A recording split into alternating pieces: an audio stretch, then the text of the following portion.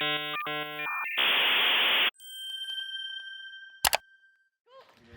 I'm going to be talking to you guys this morning about youth at tech events, and I'm going to be talking about accessibility, but really focusing on safeguarding.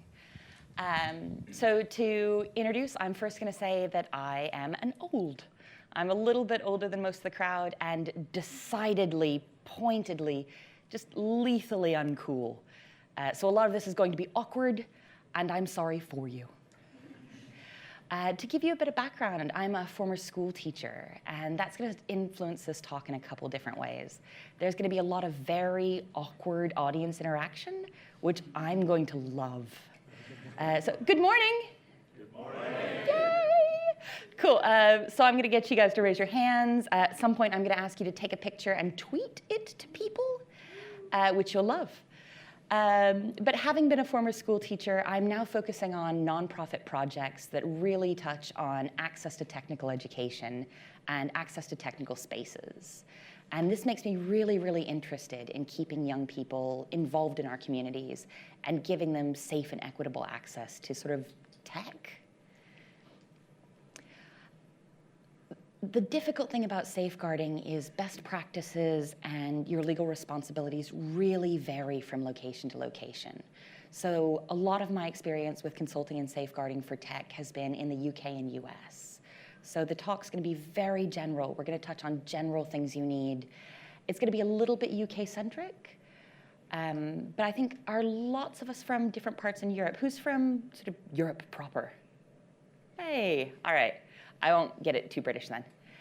And the other thing I'd go ahead and say is this talk is not meant to replace professional consultation, and it's not meant to replace looking into best practices. So this is just very general common sense advice. If you want further advice, I've got my Twitter handle on the bottom of every slide but this. And you can either message me for help or you can DM me. Those are open all the time. So even before we get into how I want you to be safeguarding your events, I wanted to stop and have a little bit of a chat about why I want you to be making your events accessible to young people. So the big thing is getting these events together in a way that allows young people to participate benefits more than just young people. So when you're creating an event that has young people on site, I want you to be spending an extra amount of time thinking about what's the flow of the event? What are the potential risks? What are we looking at? What are we doing? And I think having that extra amount of planning really gives you the opportunity to run a better event. Also, young people are already at your events. So who here's run an event with under 18s? Hey, who here has run an event with only over 18s explicitly?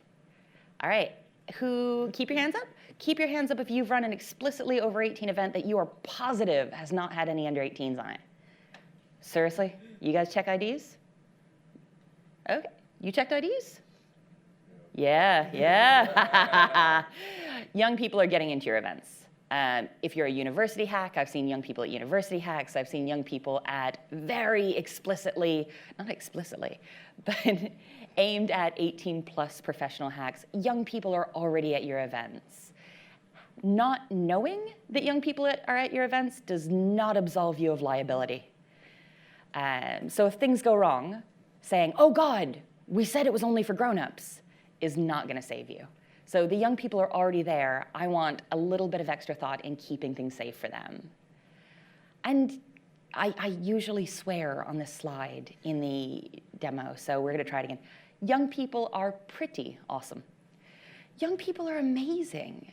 When we talk about bringing people into our spaces and our events and our communities, we're not just bringing something for them. We're not saying, here is access to our community. We're getting something incredible for them. So I've been really lucky to, I guess, work serving some amazing young people. And the perspectives they've brought to technical spaces and the perspectives they've brought to events have been incredibly valuable.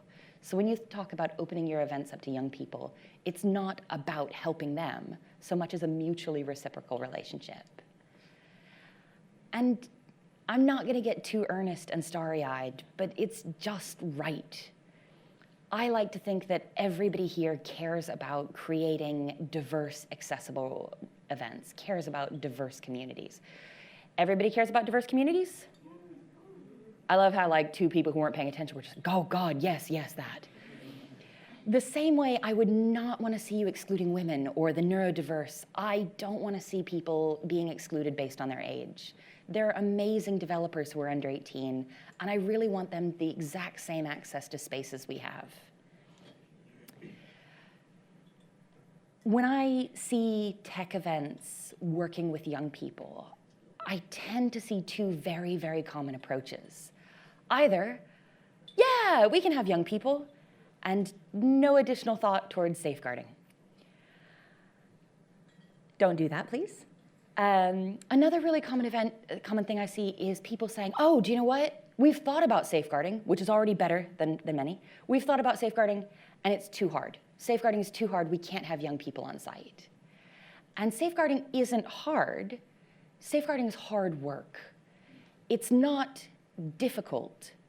It just means you're going to have to take an extra bit of time thinking about your processes, thinking about your risks, and thinking about what young people are going to need.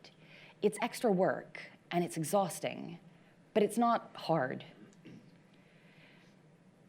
If you're a little bit hungover and a little bit tired, look up now, because this is the only thing I want you to see.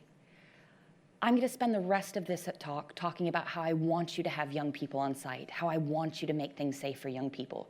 If you are not able, or if you are not willing to properly safeguard your events, do not have young people at your events. You cannot half-ass safeguarding. If you aren't going to do it right, please, please, please, please, please do not have young people on site, and take extra measures to make sure that your attendees are of age. Okay, you guys are on board? Who is sort of okay with maybe I would like to run a hack with young people someday? All right, whoa, I expected 3 of you. The first thing I want you to do that's concrete and actionable is I want you to have a plan. I want you to write a safeguarding document. So it's really, really difficult to write documentation that you've not seen before.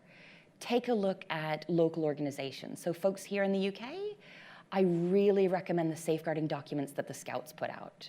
Really, really good. What your safeguarding plan should feature is what are the risks of your event? And that's really difficult because when we talk about our events, we don't want to say, oh, my event is risky. But you're saying, I think there are potential difficulties that could arise out of these parts of the event. And after you've identified your risks in your plan, go ahead and talk about what kind of processes are going to be put in place around those. So who's responsible for safeguarding on the day? Who's responsible for making sure it's okay with the insurance? Who can young people turn to? How will you identify young people who are on site? Write all of that out. So the cool thing is you may not have written a safeguarding document before, but a lot of the people you're going to be sharing this with might not have seen one before. So don't worry if the format's weird. Just get the important things down. What are the risks, and what are you going to do? I'm a big transparency nerd, so if it's possible, I'd love to see this safeguarding document that you've produced as widely available as possible. You need to share it with your sponsors. You need to share it with your venue. You need to share it with participants if that's valid. Code of conducts. We're under a code of conduct. Code of conducts are very hot right now, which makes them sound like a fad, which I hope they're not. I'm going to 1, 2, 3 and get an answer. Do you need a code of conduct at youth events? Yes. Oh God, yes. You need to have a code of conduct that's explicitly signed by all participants. Not necessarily, but they've ticked off. I have seen this. I'm okay with the code of conduct. I'm coming. And if you're going to have young people on site, I'd really like your code of conduct to mention young people and any rules you're going to be putting in place around them. So you, yes, yes, yes, need a code of conduct. Have it mention young people as well. And absolutely, sorry, this is a little bit sort of heteronormative and creepy mustache, but that's the emoji for family. I'm not okay with that, man. You need to have parental involvement. I know a lot of tech events, especially meetups, will have teenagers and young people just sort of show up on the day. And it seems really unkind, but you can't really get away with that. If you're having young people there, you need to have them signing off on what the policies are, and you need to have their parents signing off as well. So they need to know what's expected behavior of the other participants, what's going to be happening at the event, what the expected behavior is from the young people involved, and what's going to happen if those policies are broken. So it sounds very boring and very teachery, but it's really, really great to have that down. Say, I know where my child is, I'm cool with this. I know where I'm going to be for a youngin', I'm also cool with this. As part of parental consent or guardian consent, I really want to see a photo policy included. So across most of Europe, I believe the US as well, you're going to need explicit permission to publish pictures, video, or audio of young people. So as part of your, I understand that my child is going to this event, have a photo policy in place. I see a lot of events just say, sign here if you're okay for pictures. And that's good, but it's not quite good enough. You need to make a visible opt-out for photos.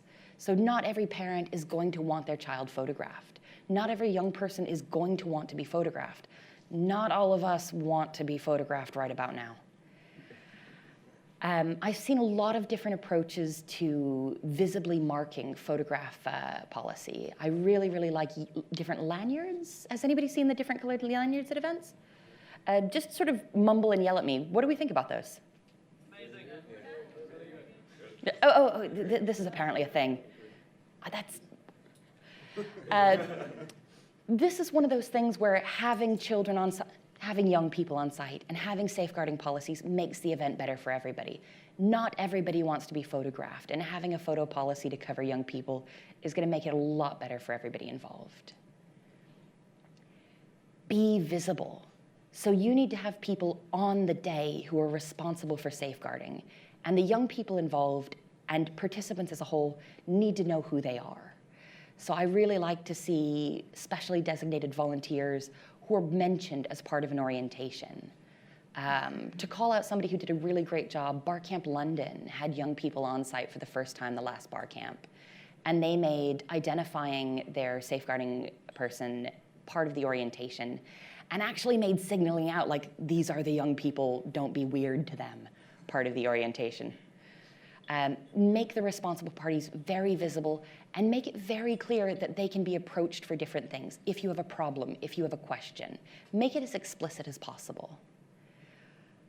Has anybody had venue problems with young people? Yay! Oh, tell your venue.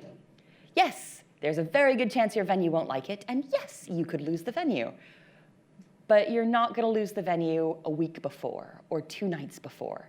Let your venue know that you're going to have young people on site, especially for overnight events. And we're going to talk about overnight events in a bit more detail, but your venue is going to be able to give you really wonderful information. So if your venue's hosted events with young people on site before, they're going to be able to tell you how that changes their relationship with insurance, how that changes the relationship with their policies. If you're dealing with a venue that hasn't had young people on site before, do the research for them. Say, do you know what, here's our safeguarding plan, which you've totally written. Here's the changes it affects insurance. Bring them as much information as possible to make it difficult for them to say no. Overnight stays. Who's run an overnight event with young people? Who would do that again? Wow, lost your fool minds.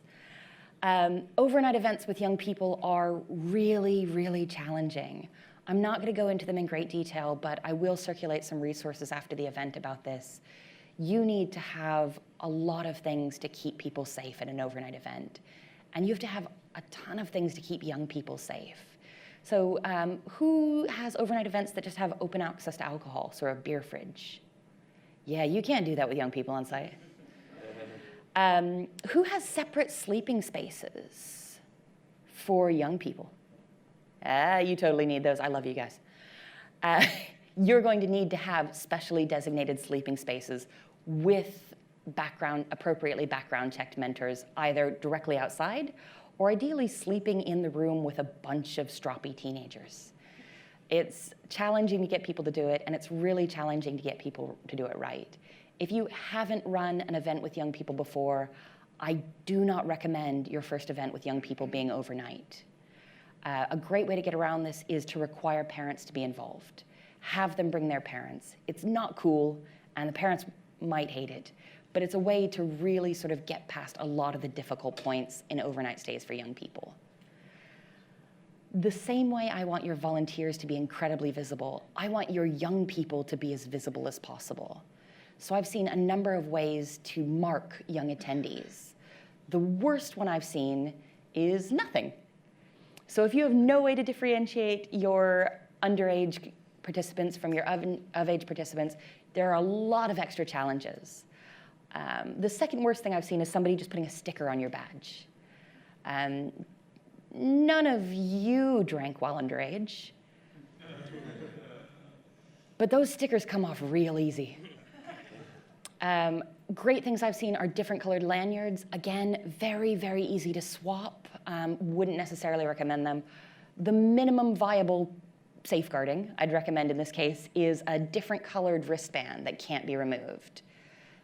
Best thing, like something that's wonderful for community building, is I would love to see sort of special run t-shirts for young people. So you're able to tell at a glance where the young people are in your event. Booze. Who runs events with booze? Who runs events with no booze? Wow, this is great. I love booze. That's going on the video. I also love tech events without drinking. So I think it's really, really refreshing, and it really opens things up to a lot of people who wouldn't normally be part of the community. I'm not telling you to get rid of alcohol at your events, but if you're going to have alcohol and young people, you're going to have a lot of additional challenges piling up. If you're very cool and young and hip and indeed down with the kids, you might be asking, like, well, what's the big deal? Like, if they have a beer, what does it matter? Is anybody actually thinking that? You can just I love that none of you would fess up to that. I love that. There are so many reasons, even if you think underage drinking is okay, even if you've done it, there are a pile of reasons that you cannot have this at your event. Young people are amazing, but young people are stupid because people are stupid. And young people don't have the same experience with drinking and the same experience with free beer fridges. If you gave me a free beer fridge when I was 16, I would act a lot like a lot of people I've seen at young tech events. Young drinkers aren't as experienced drinking, they're not able to properly gauge risks, and they're likely to put themselves at higher risk. It makes them more vulnerable as well. Like, having young people drinking puts them at higher risk of, at the bare minimum, creepy interactions. At worst, really dangerous situations. If nothing else, sponsors hate it. Parents hate it. The law, not very into it. If none of this convinces you, I will personally be very disappointed. I will come and find you and say, oh, I thought you were cool.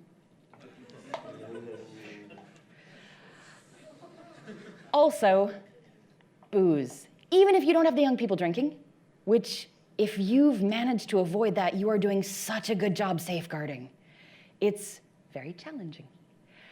Keep in mind that other people drinking around young people is still high risk. We like to think that everyone in our community is amazing. We like to think everybody in our community is welcoming and everybody in our community is safe. But the same way people are stupid, people are sometimes bad. So be aware that even if your young people aren't drinking, they're still at a higher risk around people who are drinking, again, at the very least of creepy interactions, and at the very worst of really potentially damaging fallout. Let's do it the easy way. You say, I want to have young people at my event, but good God, I don't want to do all this. This is terrible. I'm going to give you 2 really quick cheats to make your event safer without spending quite as much energy on safeguarding. And the one I really like is effective partnerships. So if you're partnering with an organization that already works with young people and you're bringing them on for a joint event, this is an amazing way to get young people involved and to have someone familiar with safeguarding take responsibility for it. There are some events and programs here in the UK that I really recommend that have amazing child safeguarding. The Code Club people tend to do a really stellar job. Raspberry Pi has great child safeguarding practices, and I love them. If you're looking for effective partners, please, please, please ask your partners about their safeguarding policies. Just because somebody's working with children right now doesn't mean they're doing it right. Ask to see their documents, ask to talk about safeguarding, and if they seem like a good, solid partner, they can really take care of a lot of this for you. Professional chaperones are amazing. You still need a safeguarding document, but you can give these people money and they will be your responsible adult. There's a tech event set to go on in the next couple of months, which I won't name, which is not really got their safeguarding down. If you're watching this, oh my God, get chaperones. If you are finding out you have young people at the last minute, which I never want to see. You always have to plan for young people well in advance. But if you haven't planned, getting professional chaperones on the ground is one of the quickest, most efficient ways to safeguard. This has been a really long talk, and you guys look really miserable. But beautiful, beautiful but miserable. So we're just going to race through the very important things. Look to establish resources. Look at the scouts, look at partnerships, look at chaperones, look at what's already been done, and follow the best practices that exist. Ask for help. If you ask me 2 weeks before your event to have a sit down, I'm going to laugh, and then I'm going to cry, and then I'll sort of call. But feel free to reach out to me anytime you have questions about child safeguarding. I'm here at Jesslyn Rose, and I'm more than happy to have a chat with you about what I might do in a similar situation and to put you in touch with people who are going to be able to help in your local community. Anybody got a camera? Get it out, come on, come on. So you guys run tech events and go to a lot of tech events, so you probably know some sponsors. Hypothetically, tweeting this at your favorite sponsor might be a good idea. If you are a sponsor, if you're involved with sponsors, do not sponsor events with children. Do not sponsor events with young people if you haven't seen their safeguarding documents. There are tons of people, like young people in tech is this massive thing right now, and not everybody's doing it right. As a sponsor, you've got the potential for incredibly negative fallout to come out of a bad interaction. If you're giving people money, know what they're doing with that, especially when young people are involved. Cool. Thank you very much.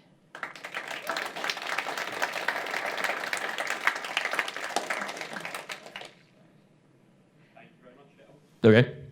Thank you very much, Jess. So I'm really glad Jess came and give this talk because under 18 is one of the things we get asked about most, so I'm hoping there's lots of questions. So are there any questions? Start. Perfect. Right, I'm going to start with Sammy and James, then we'll go over to Dan.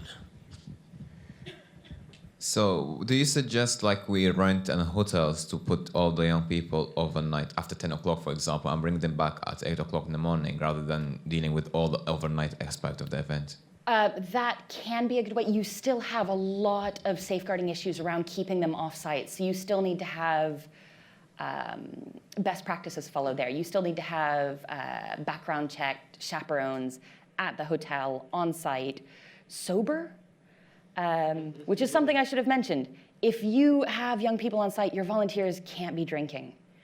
But there are still safeguarding things you need to keep in mind about having them off-site in hotels, but it's going to be a lot easier than having them mix with, Gen Pop sounds a bit prison-y, but with the rest of your event. I really like small local events because you can send them back to their guardians. Like, that's the best thing you can do. Yeah, and talking about parents and guardians, how does that affect events, like with regards to sort of safeguarding?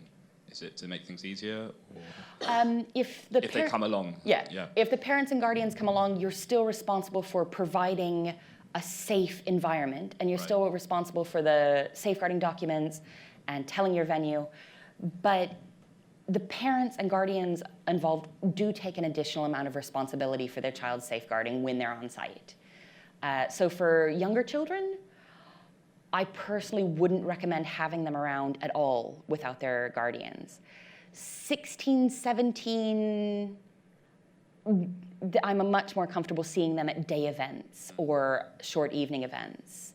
But when possible, have them bring their parents along, because it helps build out the community a bit more. Like parents, hacking sounds really scary. Bringing a parent to a hackathon, if your hackathon is well run and safe and responsible, can really make things a lot easier for the young person long term as well. Thanks. Hang on, I've got a bit of a queue. One point that you didn't mention that we had to deal with is labor law or labor protection laws. So we had to make sure that our young participants make breaks every 4 hours and don't work more than, was it 8 or 10 hours? Is this some topic? Oh, yeah, wow. Where is this? That's pretty cool. In Switzerland. Switzerland's awesome. There are a lot of practicalities that I didn't touch on, which, in hindsight, I always say that you can't rely on common sense. Not only do you need to make sure they take breaks because people are stupid, which means young people are stupid, giving them access to Red Bull is going to make your life more difficult. Giving them unlimited access to anything is going to make life more difficult. But even if it's not legal, even if you don't have the legal requirement to make sure they take breaks, go to sleep, stop running around, you've really got a moral duty to make sure that they're okay, which includes going to bed, taking breaks, not being weird. My microphone off. I'm going to quickly hog the mic for 1 second and I'll pass it on to someone else. What are the complications when you have mixed groups? For example, when you've got under 18s and under 16s? That kind of differentiation will depend country to country. So different policies are going to come. So the age limit's different wherever you are. Under 16s, I'm a little bit of a pearl clutcher. I'd like to see them with parents wherever possible or with guardians. Running an overnight event with under 16s in the UK is not something I would recommend unless it's a dedicated youth-only event. We don't like to think that our community are people who are predatory or people who are creepy or people who are bad, but people are people. And I think the younger you are, the more vulnerable you are, especially in an overnight group and mixed setting.